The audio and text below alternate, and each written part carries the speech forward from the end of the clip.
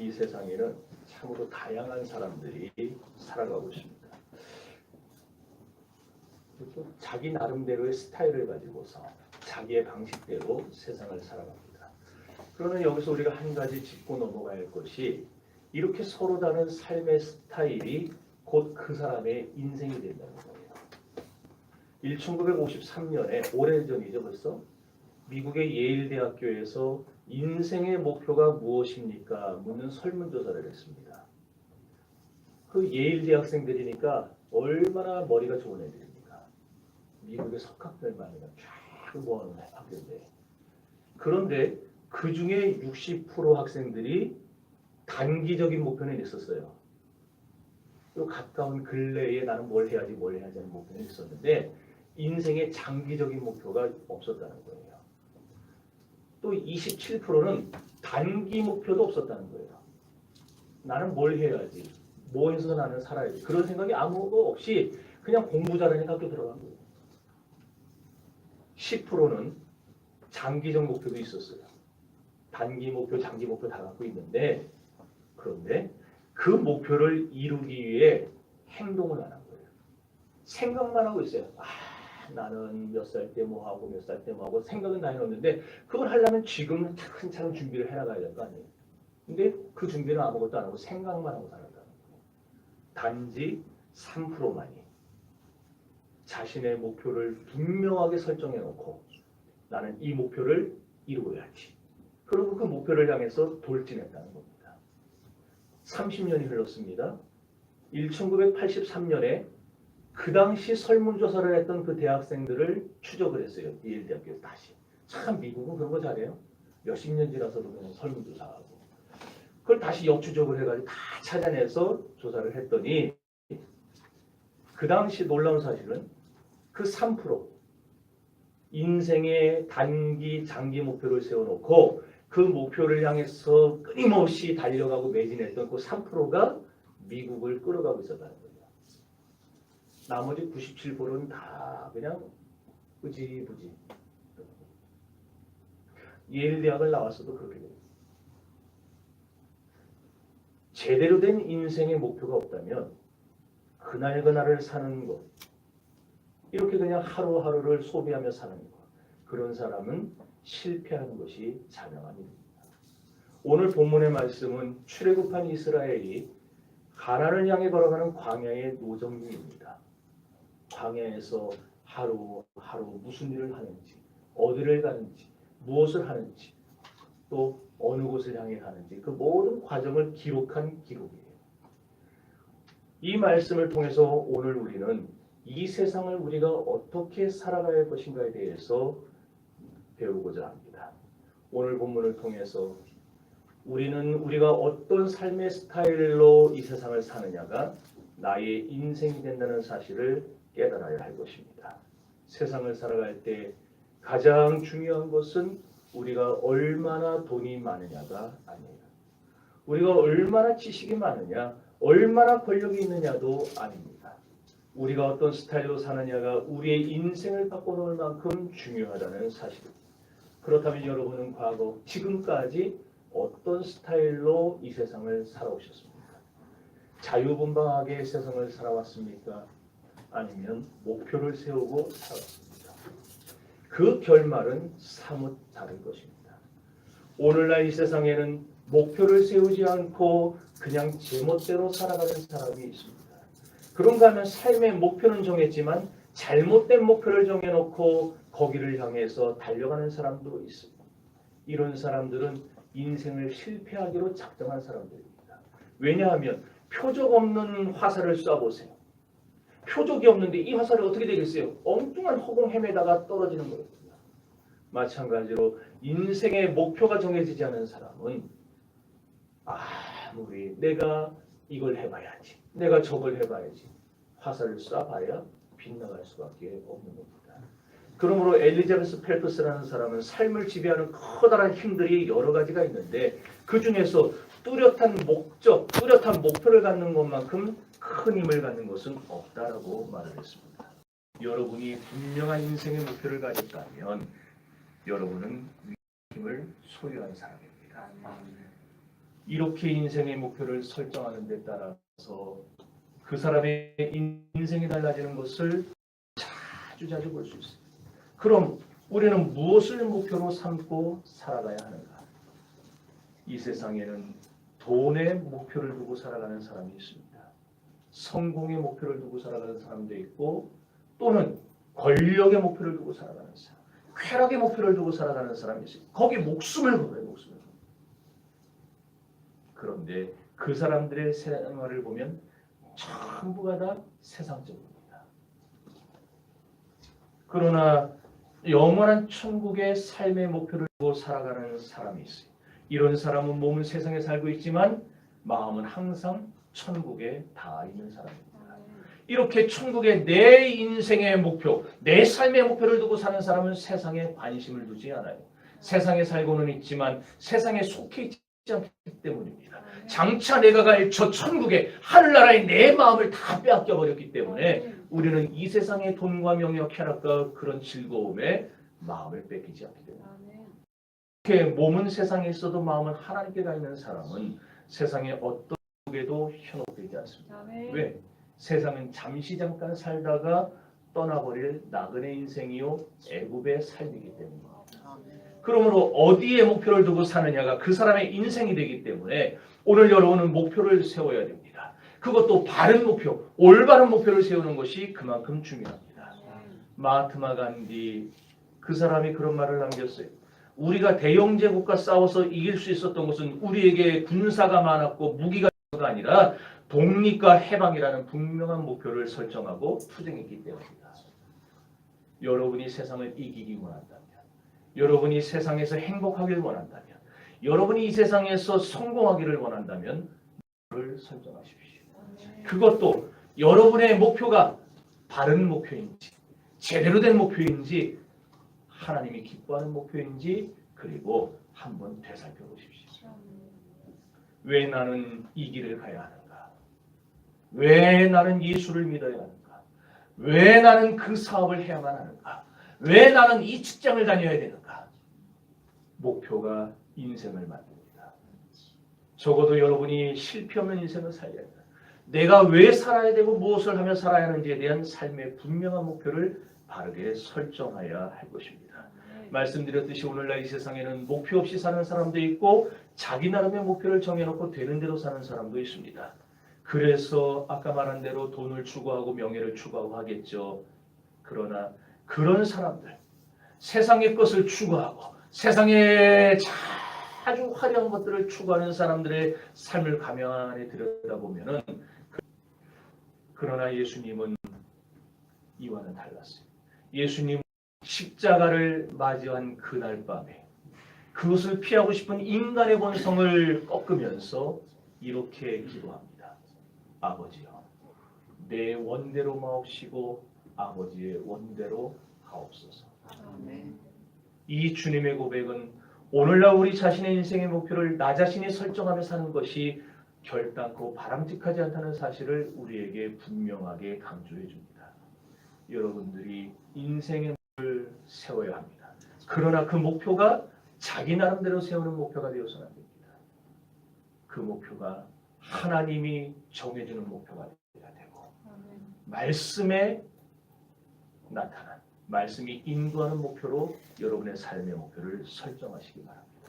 오늘 혹시 여러분들 중에 자기 나름대로 인생의 계획과 목표를 설정했다면 내년 2022년도에 내가 무엇을 해야지 결정한 분들이 있다면 그 길로 가지 마십시오. 돌이키십시오. 여러분의 인생 목표가 여러분이 만든 것인가? 아니면 하나님이 만드신 목표를 따라가는가에 따라 여러분의 인생은 완전히 바뀌게 될 것입니다. 하나님은 완전한 사람을 기뻐하는 것이 아니에요. 하나님이 기뻐하는 사람은 하나님을 따르는 사람입니다.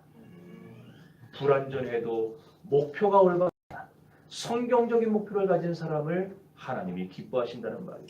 오늘 이스라엘 백성들이 애굽에서 나와서 가나안을 목표로 삼고 간 것은 자기들이 정한 목표가 아니었어요. 자기들이 여기로 가야지, 거기를 향해 가야지 그런 목표가 아니었고 하나님께서 그들에게 가라고 정해주신 목표였습니다. 이것이 중요합니다. 출애굽기 3장 7절과 8절에서 이렇게 하나님은 그들에게 목표를 정해주셨어요. 다 같이 읽습니다. 시작. 여호와께서 이르시되 내가 애굽에 있는 내 백성의 고통을 분명히 보고 그들이 그들의 반독죄로 말미암아 부르짖음을 듣고 그의 죄심을 알고 내가 너희를 데려와서 그들을 애굽인의 손에서 건져내고 그들을 그 땅에서 인도하여 아름답고 광대하다 적과 꿀이 흐른다 곧 가나안 족속, 헷 족속, 아모리 족속, 브리스 족속, 히위 족속, 여부스 족속의 지방에 데려가려 하노라. 좀 보세요. 430년은 애굽에서 고통당하며 살던 이스라엘에게 하나님은 적과 꿀이 흐르는 땅, 그 아름다운 땅, 아브라함과 이삭과 야곱에게 약속한 가나안 땅으로 가라고 하나님이 목표를 정해주신 거예요. 우리도 마찬가지예요. 하나님과 세상을 목표로 삼고 살다가 끝나길 원하지 않습니다. 왜냐하면 이 세상은 잠시 머물다 떠나야 될 그런 애굽과 여관에 불과하기 때문에 하나님은 우리에게 목표를 정해주셨어요. 영원한 최종 목표를 정해주셨어요. 그 목표가 무엇입니까? 천국에 들어가는 겁니다. 오늘 여기 있는 여러분들이 한 사람도 나고자가 없이 모두가 다 하나님은 천국 가기를 바라고 계십니다. 이 천국에 소망을 두고 살아갈 때 우리는 바른 인생의 목표를 가진 사람들이 되죠. 이렇게 올바른 인생의 목표를 설정하고 살아야 우리가 인생의 정로를 걸어갈 수 있게 됩니다. 민수기 33장 1절과 2절 오늘 본문에 이렇게 말을 합니다. 읽어봅니다. 모세와 아론의 인도로 대우를 갖추어 애굽을 떠난 이스라엘 자손의 노정은 이러하니라. 모세가 여호와의 명령대로 그 노정을 따라 그들이 행진한 것을 기록하였으니 그들이 행진한 대로의 노정은 이러하니라. 하나님은 모세와 아론의 관할 아래서 이스라엘 백성들을 가나안으로 가게 하셨다. 그런데요, 여기 보면은 특별히 하나님이 정해오신, 하나님이 명령하신 지역들을 통과하며 가게 하셨어요. 그래서 그 내용이 이제 3절, 5절부터 50절까지 쭉 나오는 겁니다. 다 읽었어야 되지만 너무 길어서 안 읽었어요. 애굽의 고센 땅에 있던 라암셋을 출발합니다. 그래서 최종 그들이 들어가야 될 가나안을 목전에 둔 모압 평지에 이르기까지 이 사람들이 몇 군데의 지역을 돌아다니는지 아시는 분? 지금 보면서 세도 소용없어요. 왜냐면 여기 보면 함정들이 있어요. 그래서 어떻게 보느냐에 따라서 숫자가 달라져요. 몇 개일까요? 맞히면 선물 줍니다. 다들 하나, 둘, 셋, 넷. 끝났네. 43개. 43개의 지역을 통과해요. 애굽에서 가나안까지는요. 일주일이면 가요. 노약자가 있고 임산부가 있으니까 그걸 감안하고 보름이면은 떡을 칩니다. 아유, 저런데 어쩔 거에 생긴 게 그런데. 자, 그런데 그 짧은 거리를 40년 동안 뺑뺑이 돌리신 분이 하나 있어요. 여기 갔다 저기 갔다 또 저 위에 갔다 지난번 갔던데 또 내려가게 하시고. 오늘 우리가 읽은 이 본문에서 1절과 2절 말씀에 특별히 우리가 주목해야 될 구절이 있어요. 한번 따라합시다. 모세가 여호와의 명령대로 그 노정을 따라. 여기 여호와의 명령대로라고 했는데 이 여호와의 명령대로라는 말은 여호와의 명령에 몰두하여라는 말이에요. 오늘로 말하면은 성경 말씀에 몰두하여라는 말이에요. 하나님이 가라고 하신 이 노정은 모세나 아론이 연구해서 만들어낸 노정이 아니에요. 하나님이 정해주신 노정이었고 말씀을 따라가는 노정이었습니다. 모세가 그 노정을 따라갈 때에 또 넉넉고 그냥 멍하니 따라간 것도 아니었어요. 모세는 그 노정 하나하나를 몰두해서 집중해서 그 말씀을 따라서 그 노정을 따라갔던 사람입니다. 이와 같이 성도 여러분, 하나님이 여러분의 인생을 이렇게 저렇게 살아라 명령하신 말씀을 따라서 오늘 우리에게 주신 이 말씀에 집중하면서 여러분의 남은 인생을 그렇게 살아가시기를 바랍니다. 저도 짧지만 지나온 제 인생을 돌이켜보면 병에도 걸려본 적이 있었고 사고가 나가지고 중앙선 트럭이 넘어가지고 아반떼 탈 때인데 받아봤구나. 근데 말짱했어요. 차는 그 즉시로 폐차장 보냈고 그때 전도사님 그 다음에 권사님 누군 집사님 이렇게 해서 5명이 다 탔어요. 거기에. 전도사님만 갈비뼈에 2개 가고 나머지 다 말짱했어요. 그날 저녁에 하나님 앞에 감사한 마음이 들었어요. 제가. 살려주셔서 감사합니다. 목회의 어려움도 겪어봤어요. 배신도 당해봤어요. 그냥 우리 교회 오라고, 우리 교회 오라고, 우리 교회 와서 목장 내가 그냥 간섭 따르고 나는 막 했던. 믿고 갔는데 1년 만에 나타나서 자기가 다시 하겠다고. 배신도 당해봤어요. 외모로 인한 심한 컴플렉스로 인해서 오랫동안 고통도 당해봤어요. 그런데 지나놓고 보니까 이 모두가 다 하나님의 뜻 안에서 이루어진 하나님의 계획이었어요. 저는 이해를 못하는 거예요. 왜 이 길로 가라고 그러시나? 아니 왜 빙 돌아서 가야 되느냐? 지금 제가 볼 땐 여기서 딱 바로 가는 지름길이 있는데 왜 이렇게 제가 이 정신교회로 오기까지 세상에 8년이 걸려서 8년. 이해가 안 가죠? 왜 하나님이 난 준비됐다고 여기는데 나는 다 지금이라도 그냥 내 생명 바쳐서 목회하겠다고 그냥 팔팔팔 끓고 있는데 왜 이런 날을 안 쓰시고 이걸 돌리시나? 근데 여기 와 보니까 이 땅에 오게 하시려고. 자기들 칭찬하는데도 안 하냐?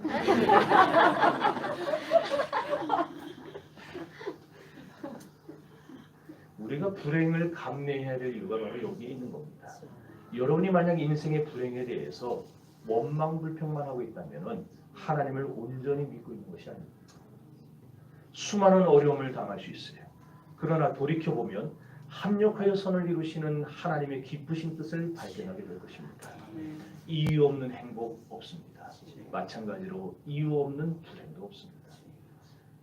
여러분이 걸어가는 인생의 노정기에 힘든 일을 생겼다고 원망 불평하지 마세요. 합력하여 선을 이루게 하시는 인생이라고 여러분이 받아들이면 하나님께 감사할 것밖에 없습니다. 주님이 이렇게 하신 것도 감사하고 저렇게 하신 것도 감사하고 이스라엘이 애굽에서 나올 때 생각해보세요. 람셋에서 해방의 기쁨을 맛봤잖아요. 그러니까 갈라질 때 구원의 감격도 맛봤던 사람들입니다. 그랬던 그들이 어느 날부터인가 갑자기 원망과 불평을 들어오기 시작해요. 물이 없다고 불평합니다. 먹을 것이 없다고 불평합니다. 또한 자신들의 환경이 예전 같지 않다고 원망하기 시작합니다. 아말렉과의 전쟁을 인해서도 원망하기 시작합니다. 길이 나쁘다고 불평하기 시작합니다. 그러나 우리가 알다시피 이스라엘의 노정기에 그런 고통만 있었던 것이 아니지 않습니까?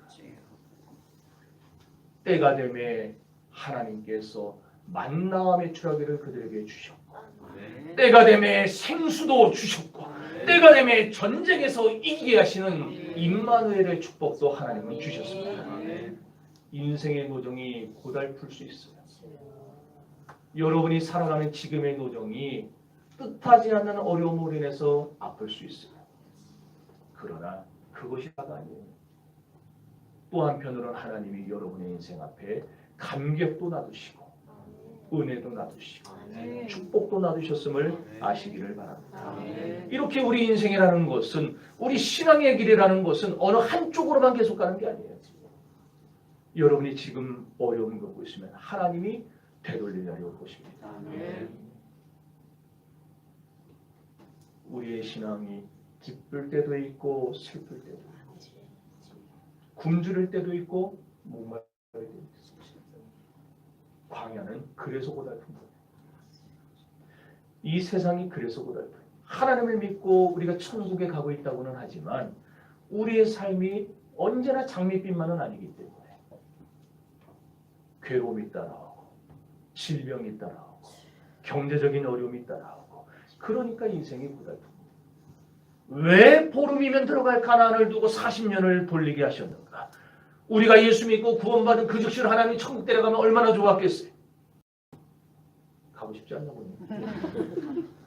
얼마나 좋겠어. 그런데 왜 예수 믿고 바로 구원 안 하고 바로 천국 안 데려가고 이 세상에서 병도 맛보게 하고 어려움도 맛보게 하고 자식들이 그냥 빗나갔다 다시 돌아오면 또 맛보게 하고 왜 그런 어려움과 고통들을 맛보게 하시는가? 두 가지 이유입니다. 첫째는 전쟁의 어려움으로 인해서 전쟁의 두려움으로 인해서 애국으로 되돌아갈까 봐 하나님이 광야 길을 인도하셨어요. 출애굽기 13장 17절에 이렇게 말씀합니다. 다 같이 읽습니다. 블레셋 사람의 땅은 곧 중간서부터 제가 읽었네. 자, 블레셋 사람 시작. 블레셋 사람은 하나님의 이르기를 가까울지라도 하나님의 길을 그대로 인도하지 아니하였으니 이는 하나님이 말씀하시기를 이 백성이 전쟁을 하게 되면 마음을 돌이켜 애굽으로 돌아갈까 하셨습니다. 여러분이 세상 살아가면서 맞닥뜨리는 어려움들이 있는데 그 종종 맞닥뜨리는 고통 속에 하나님의 숨겨진 뜻이 들어있는 거예요. 하나님의 사랑이 들어있는 겁니다. 여러분이 전쟁을 통해서 더 큰 어려움을 통해서 아프지 않도록 쓰러지지 않도록 하나님이 그걸 다 피하게 하시려고 그 뜻이 숨어있다는 사실을 깨닫고 나면요 원망이 안 나오고 감사가 나오거든요. 하나님이 이래서 그러셨구나. 둘째로 이스라엘의 불신앙에 대한 하나님의 징계의 측면도 있었습니다. 민수기 14절 이하에 보면 가나안을 정탐하고 돌아온 정탐꾼들이 보고를 시작하죠. 그럼 뭐라고 합니까? 그곳에는 아낙 자손이 살고 있는데 그들은 큰 용사고 우리는 메뚜기 같다. 그러면서 뭐라고 선동을 하냐면은 우리는 어차피 그 땅 들어가면 다 죽는다 가지 말자 애국으로 돌아가자 막 선동들을 했어요. 울고불고 난리를 칩니다. 그러면서 백성들이 모세와 아론을 죽이려 들고 하나님을 향하여 저주를 퍼붓고 원망을 합니다. 그러니 하나님이 이 죄로 인해서 가나안을 정탐한 40일을 하루를 1년씩 계산한 거예요. 그래서 40년 동안 그들의 불신앙과 불순종에 대한 징계로 광야길을 걷게 하셨습니다. 이스라엘은 그런 하나님의 의도를 이해할 수 없었어요. 그러나 하나님은 어떤 분이신가? 비록 징계를 내리셨을지라도 자기 백성의 도전길에 간섭하시고 도와주시고 역사해 주시는 분입니다. 이렇게 하나님은 이스라엘 백성들과 함께 하셨던 것 같이 오늘날 우리 정식교회 성도들의 노정기에 함께 하시며 여러분을 훈련하시고 여러분을 때로는 징계도 하시고 여러분을 사랑하시고 여러분을 이끄시고 여러분을 축복하시고 이러면서 하나님은 우리를 어디까지? 천국까지 데려가십니다. 그래서 가스펠 중에 복음성가 중에 이런 찬양이 있습니다. 인생길 험하고 마음 지쳐 살아갈 용기 없어질 때 나 홀로 앉아서 낙심치 말고 예수님 품으로 나오시오. 평생의 모든 꿈 평생의 모든 꿈 허물어져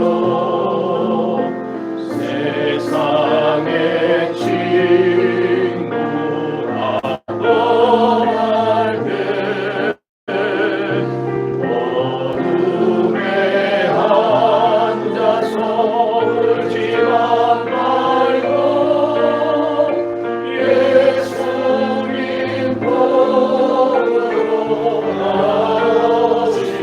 어두운 밤이 지나면 어두운 밤 지나면 새가 오고 겨울이 가면 봄이 오는 이 세상 슬픔이 지나고 나면 왕경한 생활이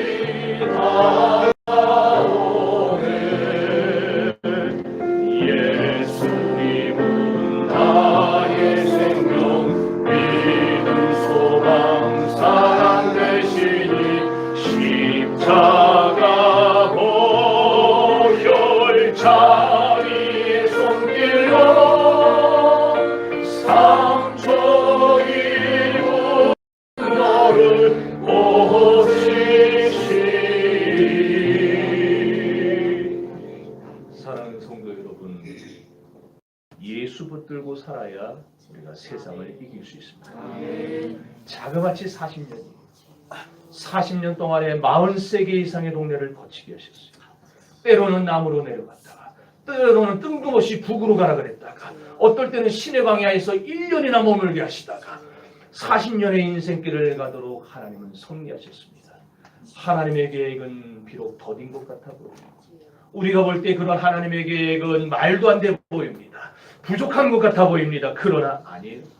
우리의 인생 노정을 위한 하나님의 계획은 완전합니다. 그러니 조급해하지 마세요. 급하게 하려 하지 말고 주님이 이끄시는 대로 주님이 인도하는 길로 가시기를 바랍니다. 그 길에 비록 가난이 있고 그 길이 비록 질병과 싸우는 길이고 문제가 있는 길이라 할지라도 하나님이 정해놓은 길에는 광명한 새날이 기다리고 있다는 사실을 믿으시기를 바랍니다. 그 길을 걷다 보면은 예수쟁이는 도리어 떨어지고 남 비나 맞추고 상사 분위기나 맞춰주는 예수 안 믿는 사람이 승진할 때도 있을 거예요. 그 길을 걷다 보면은 예수 믿는다는 것 때문에 손해볼 때도 있을 겁니다. 그럴 때에 우리도 사람이니까 낙심이 됩니다. 회의감도 듭니다. 그러나 성도 여러분, 우리의 인생은 그럼에도 불구하고 예수를 따라가는 삶입니다. 이렇게 예수 그리스도를 따라가는 길이 인생의 정로예요. 내가 가고 싶은 길은 인생의 정로가 아닙니다. 따라갑시다. 이스라엘 자손이 모세와 아론의 인도하에 모세는 선지자고 아론은 제사장입니다. 둘 다 예수 그리스도를 표상하는 겁니다. 그러므로 모세와 아론의 지도를 받아 이스라엘이 광야길을 걸어갔다는 말은 오늘날 우리 그리스도인들은 예수 그리스도의 지도하에서 주님의 말씀을 따라서 인생길을 살아야 한다는 것을 보여주는 말씀입니다. 그런데 여기에 중요한 원리 하나가 더 나옵니다. 1절을 다시 읽어봅시다. 시작. 모세와 아론의 인도로 갖추어 배움을 따른 이스라엘 자손의 도전은 이러하니라. 여기면은요, 광야를 걸어가는 이스라엘 백성들이 대오대로 걸어갔다고 했어요. 대오대로. 모세와 아론의 인도로 대오를 갖추어. 대오대로. 무슨 말이냐면 성막이 있는데 이 성막을 중심으로 여러분 지금 우리는 성막이 아니니까 그냥 강대상을 중심으로 설명할게요. 그러니까 여러분 어디 나와서 이상한 소리 하지 마세요. 우리 목사님 강대상을 성막이라고 해요. 이딴 소리 하면 더 이단으로 잡혀요. 그러니까 그런 소리 하지 말고 그냥 예를 들자는 거예요. 법궤가 있고 성막이 있고 여기에 동편에 저 있는 쪽을 그냥 기준으로 해서 얘기하는 겁니다. 동편에 유다 지파, 이사갈 지파, 스불론 지파가 있어요. 서편에는 유다 지파와 맞먹는 지파가 씁니다. 누구의? 에브라임 지파와 므낫세 지파와 베냐민 지파. 이렇게 써요. 그리고 이 동쪽에는 남쪽에는 루벤 지파, 시므온 지파, 갓 지파가 서고 북쪽에는 단 지파, 아셀 지파, 납달리 지파가 서요. 이렇게 각각의 동서남북 각각의 세 개의 지파씩 딱 서서 그들이 대오를 갖춰서 걸어갔다. 이 말은요, 자기들이 있어야 될 자리, 자기들이 머물러야 될 자리를 지키며 살았다는 거예요. 동편에 있는 자는 서편으로 나가지 않아. 여러분 성경에 나중에 민수기 보세요. 남편에 있는 자가 북편으로 나가지 않냐. 다 자기가 있어야 될 자리, 자기가 섬겨야 될 자리, 자기가 봉사해야 될 자리를 정확히 지키면서 그들은 인생의 광야길을 걸어나간 거예요. 성도 여러분, 오늘 여러분이 있어야 될 자리가 어디입니까?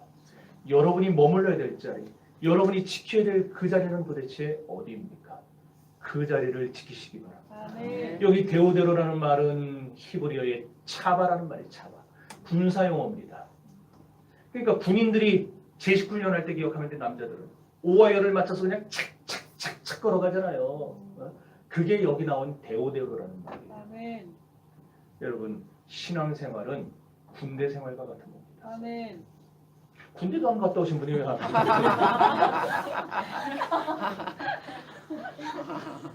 여군 갔다 오셨어요? 그래서 출애굽기 저게 무슨 말인지 또 황 목사 꾸며낸 말 아니에요 그랬는데 성경에 나온 얘기예요.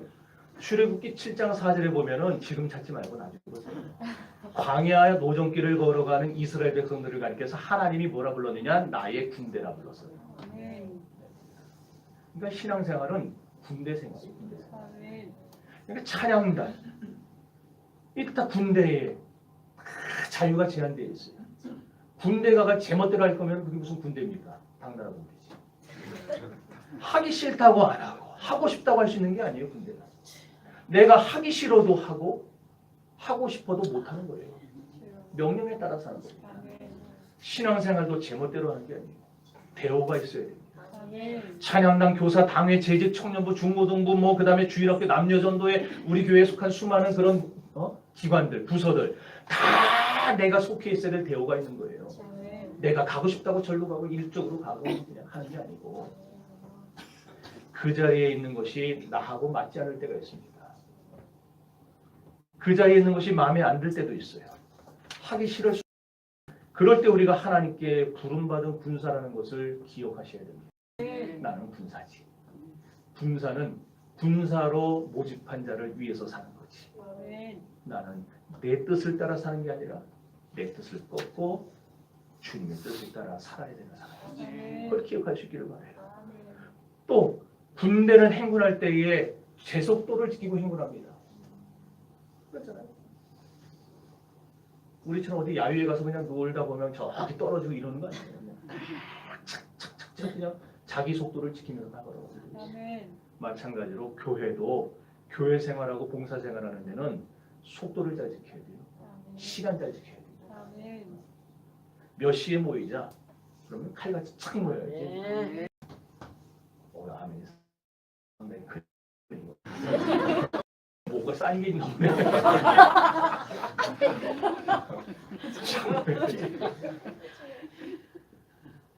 왜 우리 신앙이 안 자라는가? 교회에서 자꾸 민주주의를 하려고 그래서요. 여러분, 교회는 나 하고 싶은 대로 하는 것이 아닙니다. 민주주의가 아니에요. 신앙생활은 군대 생활이지 신주주의지 민주주의가 아니에요. 신앙생활은 군대식으로 해야 돼요.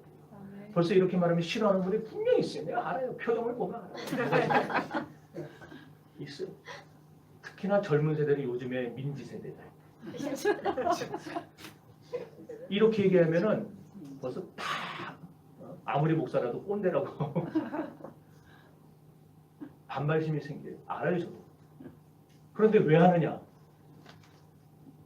가르쳐야 될 사명이 있으니까. 아멘.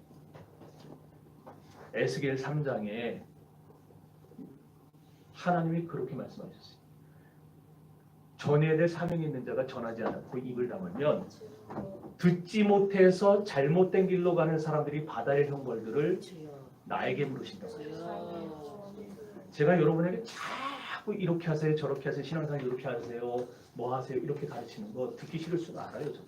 그거 안 하면 저도 인기가 더 올라가겠죠. 그러나 자꾸 하는 이유는 똑바로 가르쳐야 돼요. 아멘. 예배 시간에 왔다 가지 말라고 자꾸 얘기하는 이유. 예배 시간에 핸드폰 들여다보지 말라고 하는 이유. 그거 가르쳐줘야 되겠지. 안 가르쳐주면 나중에 하나님이 목사 너 세상에서 참 그렇게 더럽게 하다 왔구나 이러시고.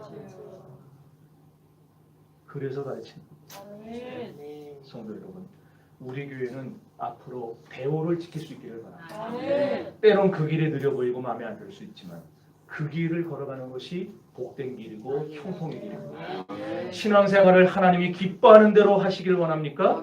그렇다면 대오를 갖춰서 지켜요. 아멘. 그것이 인생을 인생답게 사는 법이에요. 그것이 추수감사의 아침에 하나님께 올려드려야 될 참제사입니다. 오늘 우리가 추수감사를 드리면서 이 수확물을 강대상에 다 여러분들이 올려드렸어요. 그걸 올려드리면서 여러분들이 마음에 그 헌신도 담아서 함께 드리셨을 겁니다. 하나님, 내가 하나님 기뻐하는 대로 살겠습니다. 지난 한 해 동안 나한테 주신 수확물, 나에게 주신 것, 내가 감사함으로 가지고 나왔다. 주님, 앞으로 이 년도 주님 은혜로 감사하며 살게 해달라. 그러면서 아마 여러분들이 여기다 갖다 놓으셨을 거예요. 주님만 따라가겠다. 말씀만 따라가는 인생이 되겠다. 인생의 참된 목표를 설정하고 여기다 갖다 놓으셨을 거예요. 그렇다면 이제 가만히 묵상해 봅시다. 여러분의 가슴에 손을 얹고 속을 한번 생각해 보세요. 그리고 이 시간에 제가 드린 아주 짧은 이 한 문장의 기도를 여러분 마음속으로 따라가세요. 하나님, 내 인생의 목표를 주님께 고정했습니다. 말씀에 고정했습니다. 이제 내 평생에 내가 있어야 할 대오를 지키며 인생을 인생답게 살게 하옵소서. 사랑하는 성도 여러분, 인생의 목표를 천국에 고정하셨습니까? 아멘. 참 잘하셨습니다. 하나님이 여러분의 인생 도전길을 인도해 주실 것입니다. 하나님의 명령을 따라 대오를 지키며 행진을 시작한 이스라엘 백성들을 가리켜서 민수기 22장 12절을 이렇게 불렀습니다. 그들은 여호와께 복을 받은 자다. 아멘. 오늘 여러분은 마음에 결단하고 인생의 대오를 하나님께 드리겠다 결정해서 이곳에 여러분의 예물을 갖다 드렸습니다. 이제 여러분들은 어떤 사람이냐? 하나님의 축복을 받은 사람들입니다. 앞으로 1년 동안 이 대오를 지키며 행진해 나갈 때에 여러분의 앞날에 하나님의 은총과 축복이 넘쳐나기를 주님의 이름으로 축원합니다. 다 같이 기도합시다.